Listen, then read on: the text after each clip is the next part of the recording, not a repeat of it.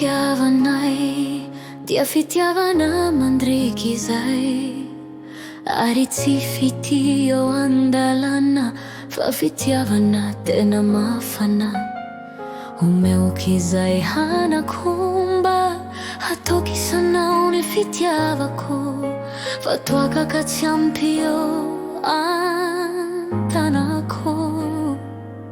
Dia andao mifanampy lay fitiatsy mba miafy ny fitiavako anao. Fitiavaky anao dia fitiavana vaovao, tsy mba sanana triano trena, fa tena vokatriny tena tsy hoeky atoato, fa tena fitiavy ao ampo. Fitiavaky anao avy ao ampo.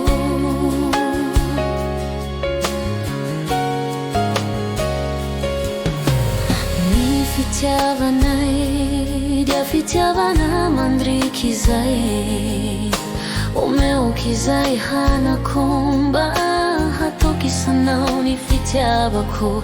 Dia andao mifanampy ilay fity, sy mba miafy ny fitiavako anao, sy mba miafy ny fitiavako anao.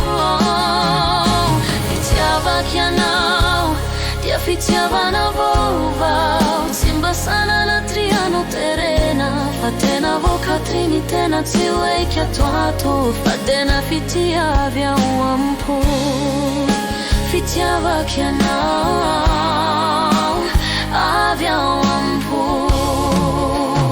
avy ao ampo, tena avy ao ampo.